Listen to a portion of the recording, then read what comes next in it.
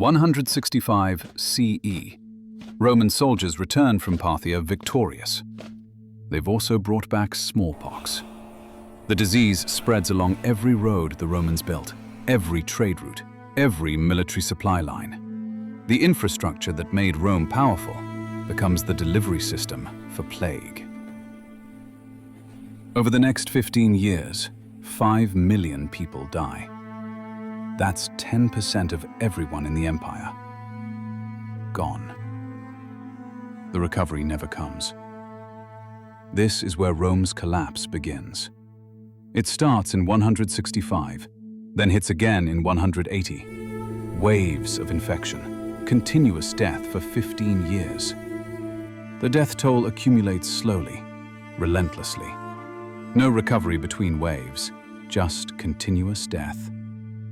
The sources aren't entirely clear what it was, possibly smallpox, possibly measles.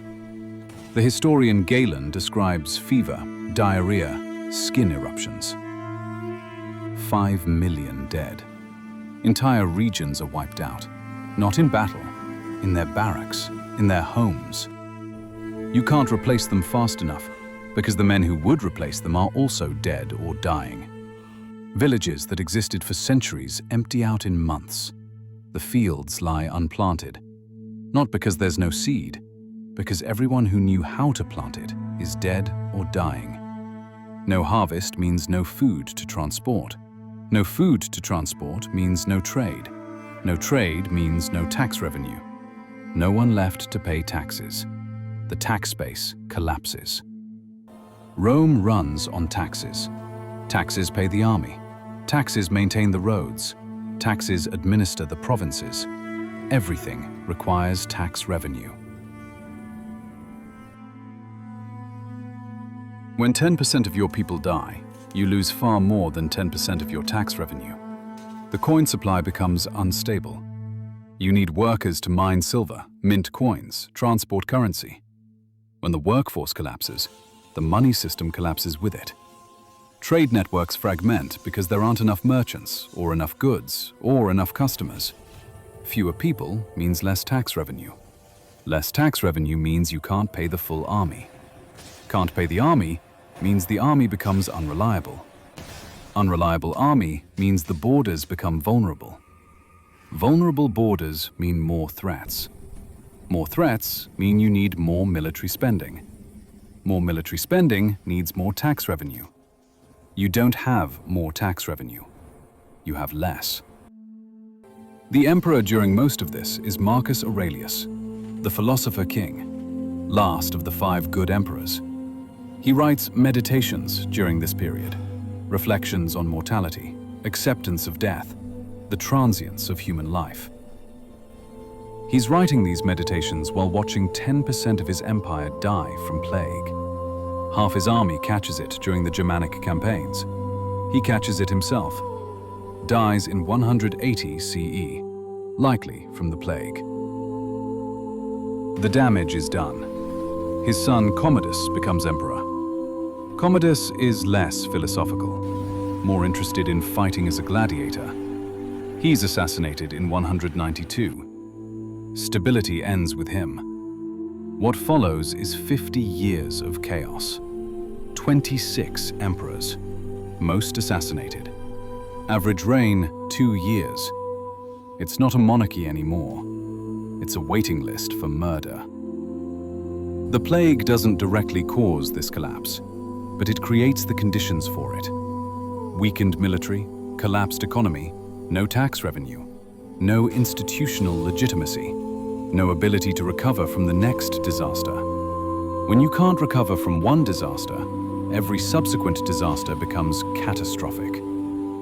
The plague breaks the mechanisms that hold the empire together, the systems that collect taxes, pay soldiers, maintain roads, enforce laws. Once those mechanisms break, the people in charge can't repair them. The tools don't work anymore. The first crack becomes many cracks. Water gets in, freezes, expands. More cracks form. More water gets in. Rome had the wealth to handle one crisis, maybe 2. The Antonine plague is the first major crack. Everything that follows is water getting through it. The immediate death toll is 5 million. The long-term damage is worse. Knowledge is lost because the people who hold it die. A master stonemason trains for decades. He learns techniques passed down through generations. When he dies, that knowledge dies with him. Unless he's trained someone to replace him. There's no one left to train. A hydraulic engineer inherits techniques from his teacher. His teacher learned from his teacher.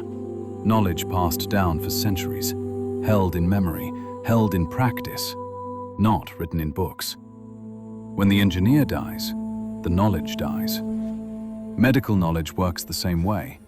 How to diagnose fevers, how to treat infections, which herbs work for which symptoms.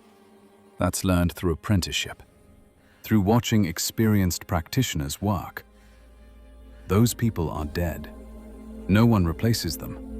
Their knowledge dies with them. Specialized trades, engineering skills, architectural techniques, medical expertise, gone.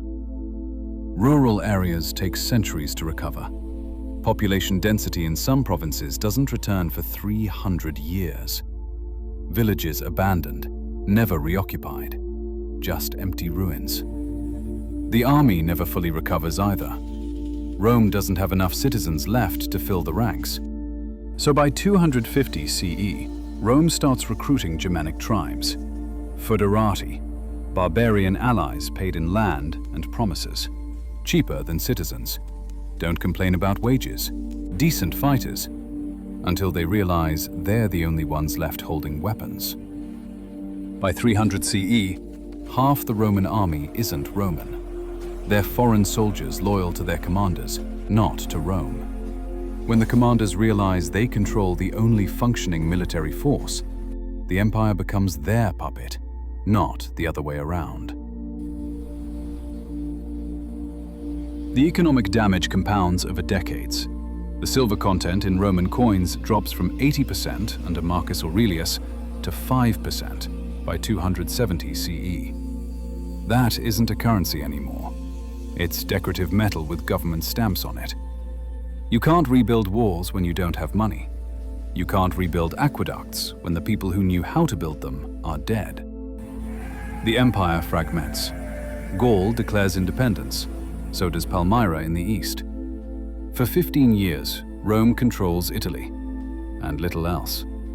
The empire is eventually reunified through brute force by Emperor Aurelian, but the damage is done. The precedent is set. The empire can break. Everyone has seen it break. It can break again. Compare this to Byzantium. They face the same plague, same percentage of deaths, same economic pressure, same military strain, same threats on the borders. But they make different institutional choices. They maintain a functioning bureaucracy.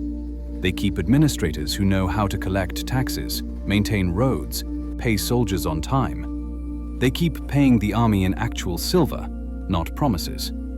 They reform tax collection, reform military training, preserve the administrative apparatus, the boring systems that make empires function. They make the unglamorous decisions, and they survive another 1,000 years. The West has the same tools, the same resources, the same systems, the same knowledge. They choose not to use them effectively. That's not fate. That's decision-making. 5 million people die over 15 years. 10% of the empire. The immediate horror is the death toll. The lasting damage is institutional collapse. Rome doesn't fall because of the plague.